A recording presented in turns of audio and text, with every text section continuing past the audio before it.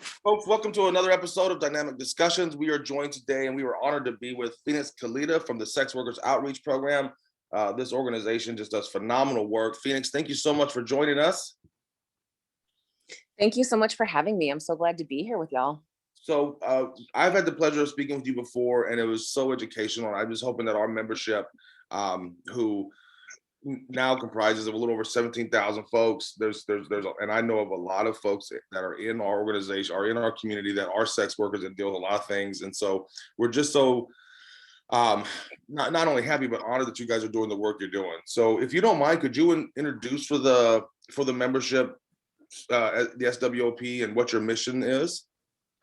Sure. So SWOP USA is a 501c3, and it was created primarily by current and former sex workers who really just wanted to put a focus on sex work activism in the United States, and do a lot of activism and education. A lot of folks, unfortunately, don't realize how stigmatizing anti-sex worker laws are.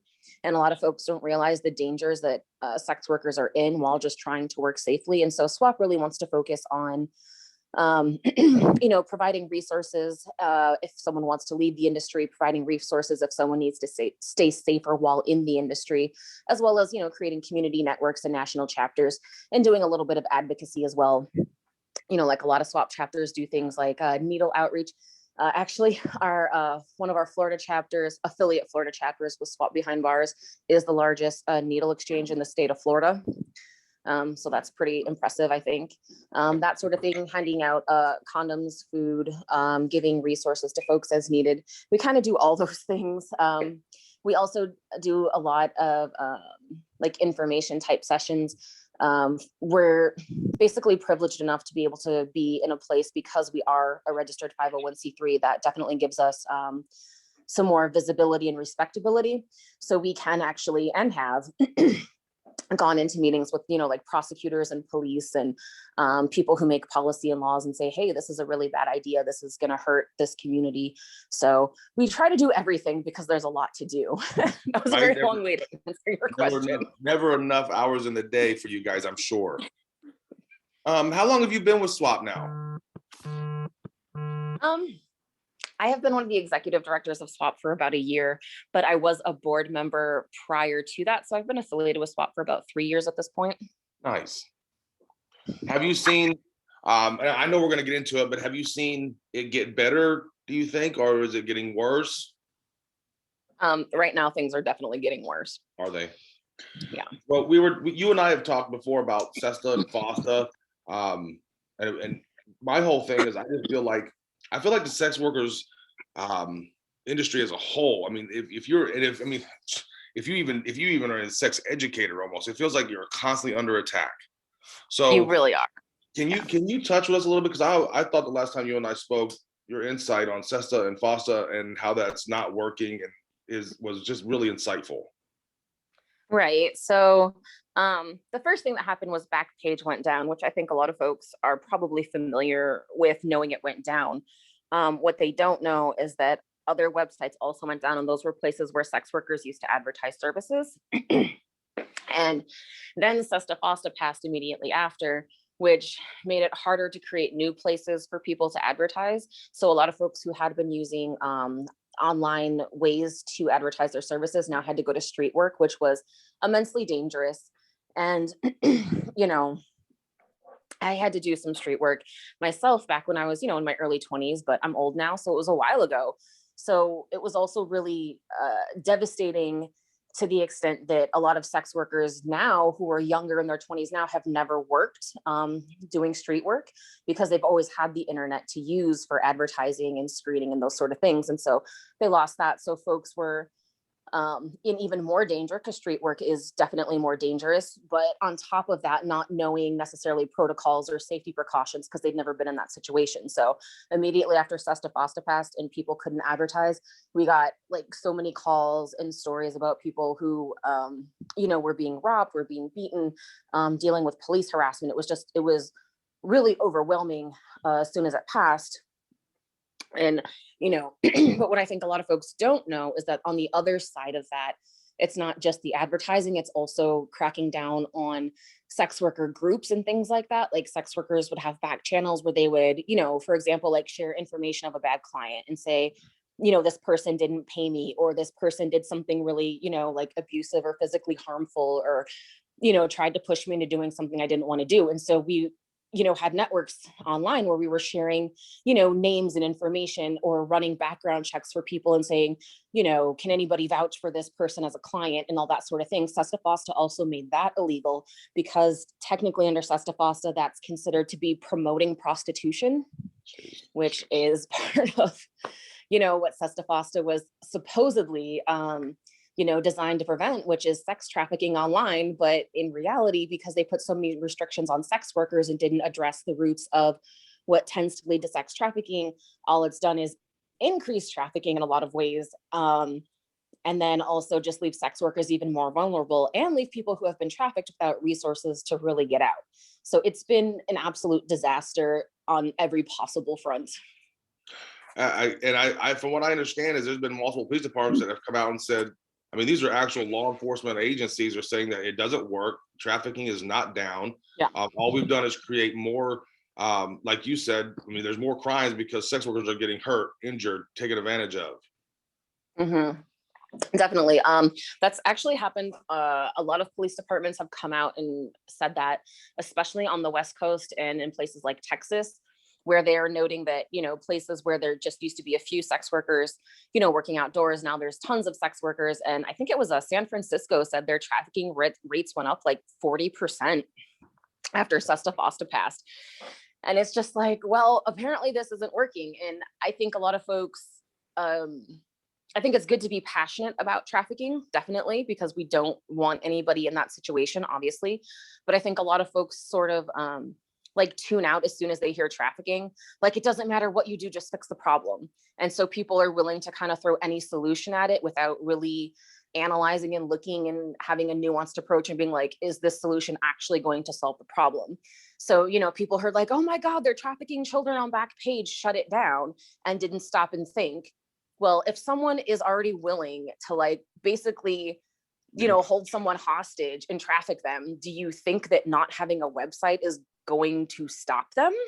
Like, they're very, sort of committed to that course of action. And, like, they'll make people go work out on the street. They'll find another website. They'll go to the dark web. They're not just going to stop doing what they're doing, And Absolutely. so in that aspect, it made it actually easier for people who are trafficking, because now they have more potential victims. Because that was another, I think I forgot to mention this last time we talked, right after Sesta Fosta passed, a lot of sex workers started getting calls from people who were like, oh, I'll be your manager, and that sort of thing. And it was like just straight pimp situations. Yep. And people were, being asked to get into those. And some people said yes, because they didn't know what to do, because they'd never worked, without being able to advertise. And now it's like, well, now what, Right. And so it's been just, it's been fucking awful all around. Absolutely. I mean, I remember when Sesta Fosta first came out and every site out there was shut down, and I was in Vegas full time at the time. And I mean, you would see you saw the uptick of sex workers having to kind of go through the casinos again and go through all that again, and you just never know what's going to happen. I have so many personal friends who are in the industry, and and they had ways of screening and taking care of and sharing with friends. And a lot of that was, I mean, and I understand they can still do screening, but it just takes away so much of it.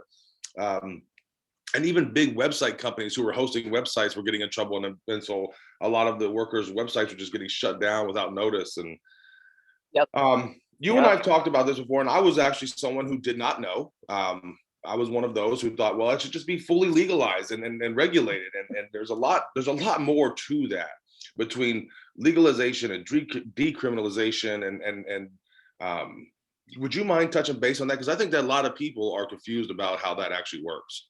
Yeah. And I think that the language around like decriminalizing or legalizing marijuana has also sort of like muddied the water on that conversation. Because people, so like at its root, decriminalization means removing criminal penalties.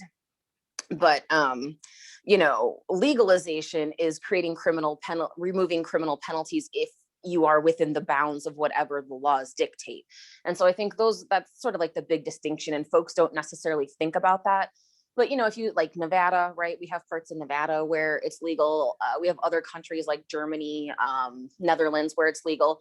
But if you look at how those systems are implemented, there's a lot of rules and regulations. Like, you can only work in this part of town, you can only work during this time of day, you can only work these days of the week, all those sort of things. And for a lot of people, they will not be able to hit the legal mandates that are required. And so they're still effectively going to be criminalized. And then that still leaves the problem that we're facing right now with sex workers, is if somebody, robs you, or somebody, stabs you, do you want to go to police and report that? Because technically you got injured during a criminal activity, right?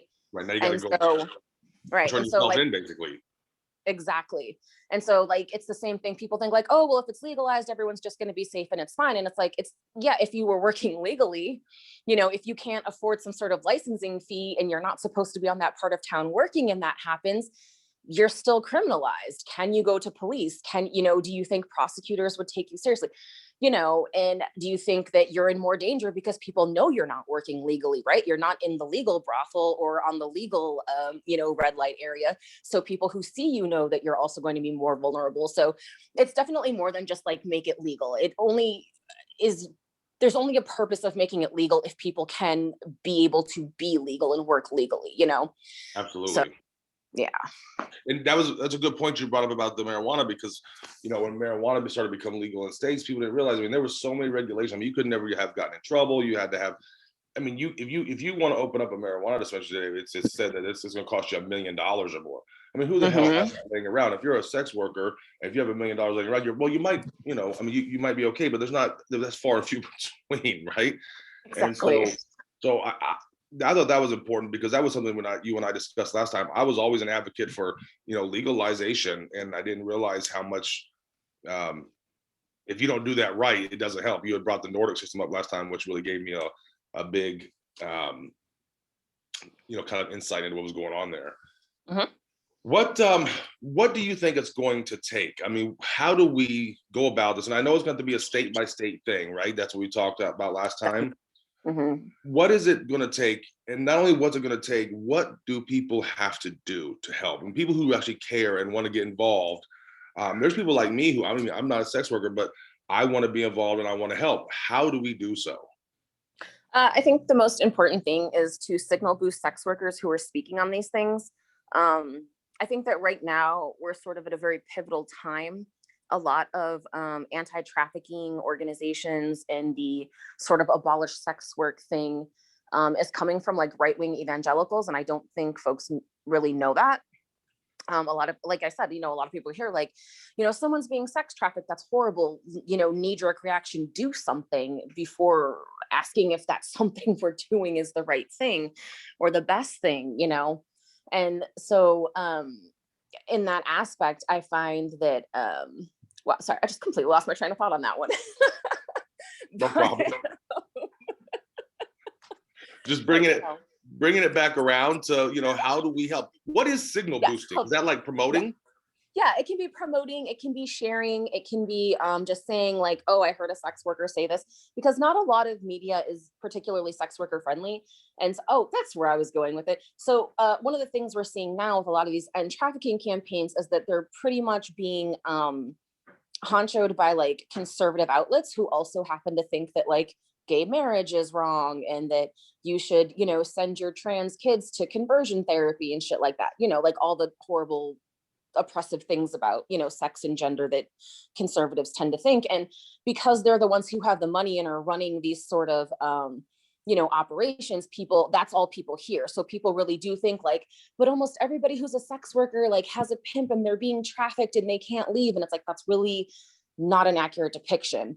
But because people hear that, they just jump in and want to be like, well, but it's this. And it's like, no, actually talk to sex workers, listen to sex workers, follow sex workers' social media.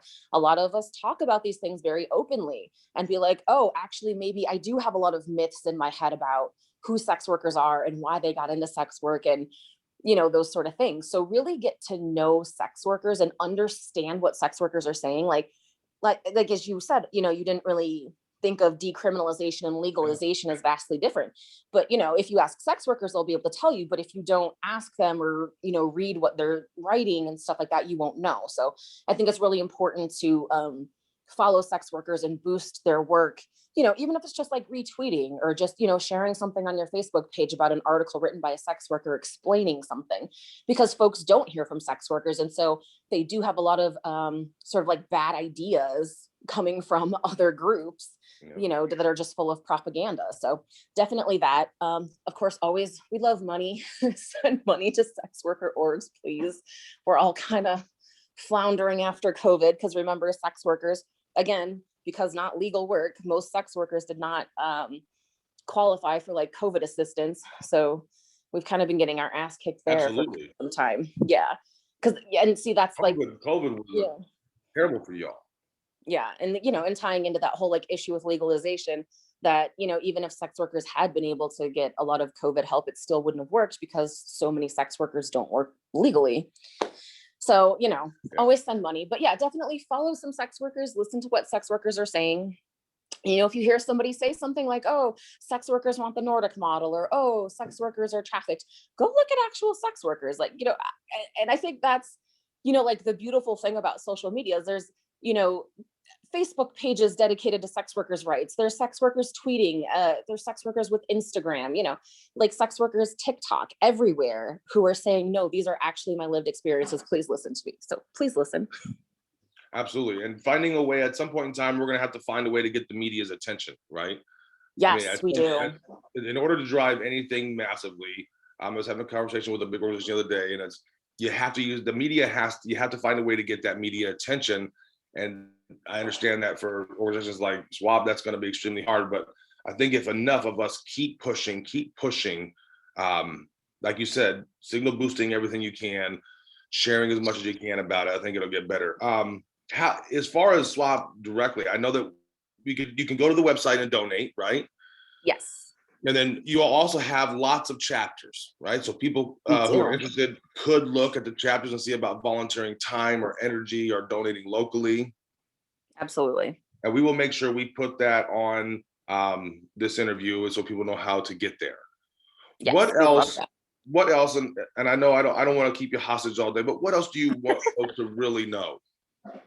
I think that it's important to know that sex workers are multifaceted people, and that there is no sort of uniform idea of what a sex worker is. I think a lot of that is just stigma and stereotype. You know, people get into the industry for different reasons. People stay in the industry for different reasons. People leave for different reasons, you know? And so there's really no like universal. I think that in the media, it's like, oh, well, she's a sex worker because, you know, she's a drug addict and had a really abusive childhood. And like, I think that's just sort of the narrative that everyone assumes. And it's like, actually, a lot of sex workers are in the industry because they have to be for other reasons. You know, like a lot of sex workers have chronic illness. They cannot work, you know, the sort of quote unquote 9 to 5, or they can't stand up on their feet all day doing, you know, a shift like as a cashier. You know, like there's a lot of people get into that. There's people who get into it because, you know, when's the last time we had a federal minimum wage increase? And that's just not. I was gonna say our moms just don't want to make, you know, $7 or $8 or $10 an hour, and you can't feed 2 kids on $10 an hour. Exactly. You can't feed yourself on $10 an hour, but that's a whole nother topic. I mean, yeah, and like those sort of things. And so it's not just like some, you know, sad victim sob story. Like sex workers are people who have agency and autonomy and are really amazing and brilliant and have, you know, experience navigating really difficult social positions, whether that's like understanding consent in a social framework, whether that's understanding how mutual aid works. Sex workers kick ass at doing mutual aid. Like the sex workers are so good at it, you know, whether that's understanding politics. And, you know, because sex workers are people outside of the job too. And so, you know, like there's so many people who do, you know, sex worker activism, but also do stuff about, you know, like cybersecurity. This is how you stay safe online, or do anti-racist activism, or, you know, promote, you know, like kink and all these other things, because, you know, we're people. And absolutely. I just wish folks would get to know us. Like, we're not just sort of this one-dimensional caricature. Like there's so much happening. Yeah, it's just a job, folks. It's just a job. Thank you so very much for doing this with us. I'm going to make sure that we get as many people as we can to your website to help out in as many ways possible. And you know that Free the Kink, if you ever need anything, if you ever need to share the word on an event or something, you're more than welcome to come and let us know, and we'll make sure we get it out. Thank you so much. I appreciate it so much. I'm so excited anytime I find allies who, like, okay, we're like kind of adjacent communities, but we have a lot of crossover. We have a lot of Absolutely. friends in both. Like, let's do the thing. We're in this We sure together. do. We have to take care of each other. If we don't, where are we going to be? We have to. So, Exactly. Phoenix, thank you so very much for doing this. I'm so grateful. We all are. And if, like I said, if you need us for anything, you let us know, okay? Absolutely. Thank you so much. I Have a appreciate you. wonderful day and have a wonderful weekend. Thanks, you too. All right, bye-bye. Bye now.